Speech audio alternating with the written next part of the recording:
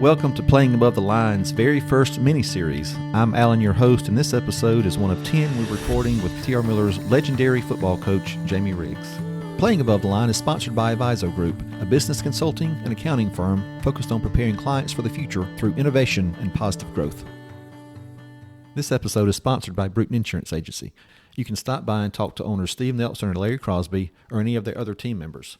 They are Bruton's hometown experts ready to take care of your personal or commercial insurance needs. They're located at 1014 Douglas Avenue in Suite D, or you can give them a call at 251-867-4316.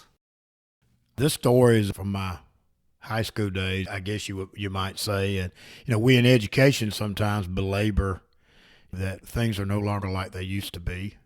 We complain about that sometimes. We've had all these changes. Now we have to do this, we have to do that. We have so many rules and regulations and things. But anyway, to make a long story short, I got to thinking about when I was in high school and the rules that we had, which didn't seem to be very many. And so I wrote this one. It's called 3 Licks or 3 Days. Yeah, and this is a good one because my wife is in education, as your wife was as well. And I tell you what, if we subscribe to the theory that kind of is laid out in this story today, we probably wouldn't have quite as many issues that we deal with. So, folks need to listen to this one. This is a good one. This is called 3 Licks or 3 Days. I'm not sure exactly when it happened or who was primarily responsible. It happened during my early days in education, and there was no special TV report or article in the Mobile Press or the Bruton Standard. I'm not sure whether it was a political move or the state superintendent set out a decree. But sometime around the end of the 70s or the early 80s, high schools took the concept of 3 licks or 3 days out of the educational process. I believe it was the biggest mistake we ever made in education in the state of Alabama. I was a student at T.R. Miller High School from 1970 to 74. I'm sure we had some kind of handbook with some kind of rules in it, but I don't remember reading it. Today, schools have pages of rules, categorize them as to the severity should a student violate one. They're complete with a punishment for each offense. In the 70s, we were pretty simple. Don't cheat, don't cuss, don't steal, be respectful to adults, don't mess with other students, don't fight. Most of this is covered in the 10 Commandments. That pretty much covered everything. And there was one punishment in those days: 3 licks or 3 days. It was the greatest thing ever invented in school. I'm not sure if George Washington, Abe Lincoln, Thomas Edison, or Bear Bryant came up with it, but it was perfect. It was easy to administer. It was constitutional. We were guaranteed a fair and speedy trial. And it was speedy and mostly fair. And it wasn't hard to understand. Best of all, the student got to pick their own punishment: 3 licks or 3 days. It covered all offenses. If you got in a fight, 3 licks or 3 days. If you cheated on a test, 3 licks or 3 days. If you let a cuss word slip, even if it was a compound cuss word, 3 licks or 3 days. Now, we studied the whole concept in those days just in case they nailed you for something. First of all, it really wasn't much of a choice. If you had any manhood about you at all, you took the 3 licks. I remember a guy one time who said, "I didn't do it. I'm not taking the 3 licks." About 10 minutes later, he comes back to class. He was a little watery-eyed. We asked for an explanation. I said I wasn't taking the 3 licks. Just give me the 3 days, he said. Then he called my dad, and my dad said, either take the 3 licks from him, or I'm going to come up there and give you the 3 licks myself. No way that was happening. I just had to take them from the principal. One of the best things about the policy was that you could screw up at school, get caught, take your 3 licks, and they would never even call your parents. There was this unwritten rule that what went on in school stayed in school. If your mother was friends with one of the teachers, that teacher wouldn't even tell her. It was the 70s. We had integrity. We're taking a quick break from the story to say thank you to Steve Nelson and Larry Crosby of Bruton Insurance Agency for sponsoring this week's episode. Bruton Insurance Agency has the team ready to service your personal and commercial insurance needs. Stop by to see them at 1014 Douglas Avenue in Suite D, or you can give them a call at 251-867-4316. Now back to the episode. Today in education, we often talk about the importance of parental involvement. Not in the 70s. The last thing we wanted was our parents showing up at school. take the 3 licks. Administrators love the rule. Being an administrator can be a really tough and stressful job today. But in those days, they lived for someone to get in trouble so they could give them the 3 licks. We would say, "Hey, how'd old Bill take those 3 licks today?" Our principal, Mr. Pettis, would laugh and say, "He took them like a man." When you took the 3 licks, it was impossible to do it quietly. The booms would echo throughout the office area and down the first hallway. People would just stand there for a minute to see who was going to come from behind the door and what kind of reaction they were going to get from the paddlee. Slight smiles, laughter, tears, or this kind of grim, mad look. The one thing you did not want to do was tell the other folks that it didn't even hurt. Administrators never forgot that kind of stuff. Memories like an elephant. You would pay for it the next time. They didn't punish repeat offenders any worse. If you got caught multiple times, it was still 3 licks or 3 days. There were times when it was like a badge of honor. So let's say you called in an order down at Oaks Cafe. Now, Oaks Cafe was a local beer joint that had some great hamburgers. And so you called in an order down at Oaks and you skipped school just for a few minutes to go get some burgers for you and your buddies.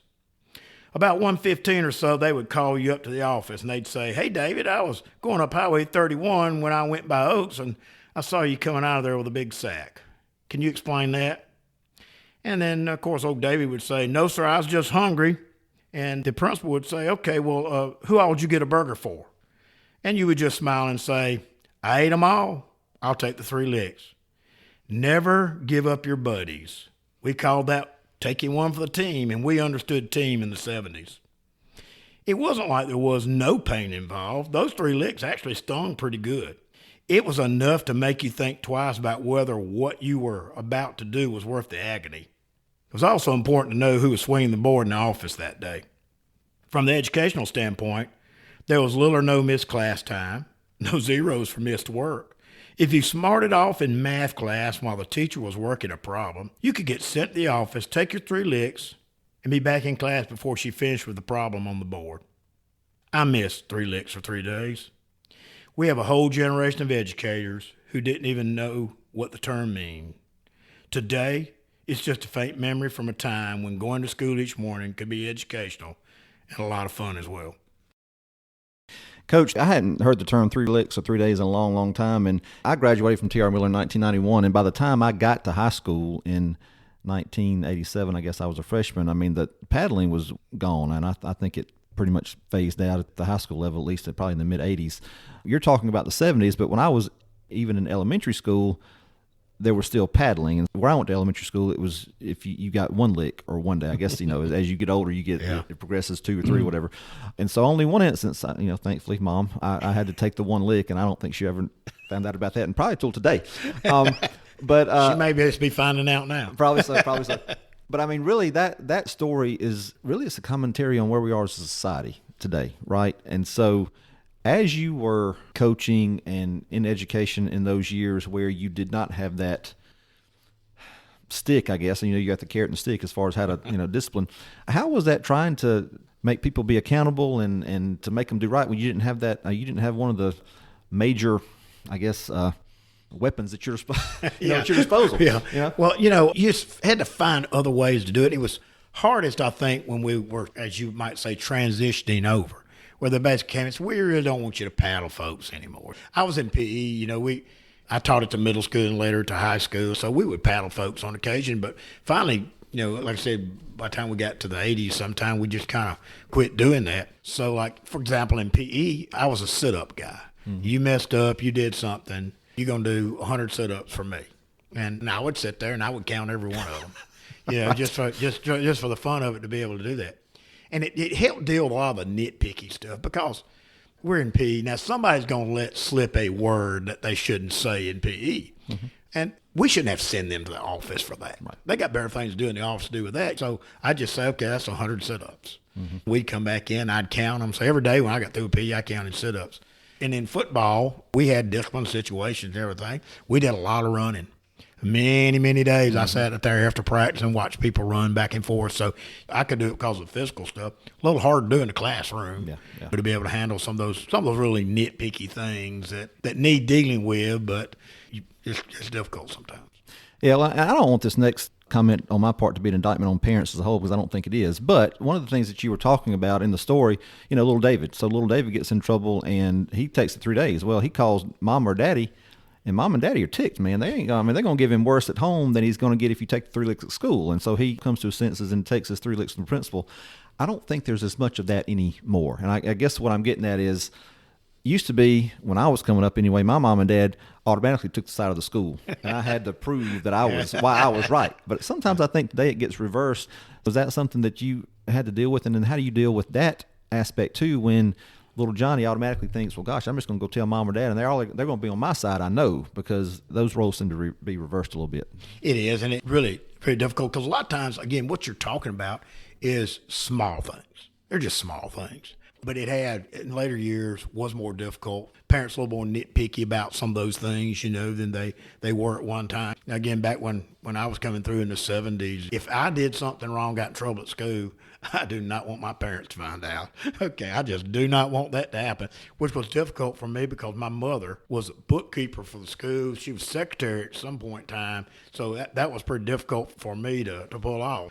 But it's just one of those things. Yeah, and I'm with you. If we brought back 3 licks in 3 days, I think society would be probably in a much better place. Today's episode is sponsored by Bruton Insurance Agency. Give them a call at 251-867-4316 or stop by and see them at 1014 Douglas Avenue in Suite D. We hope you enjoyed today's episode, and if you did, be sure to rate, review, and subscribe on iTunes and Spotify. It definitely helps us in the ratings, and it also makes it easier for other folks to find the podcast. And as always, a big thank you to producer and editor Carrie Wolf. Playing Above the Line is sponsored by Aviso Group. If you want to know more about who we are and what we do, you can visit our website at avisogroup.com. That's AVIZO group.com. You can also check us out on Instagram, Twitter, and Facebook. Thanks for listening.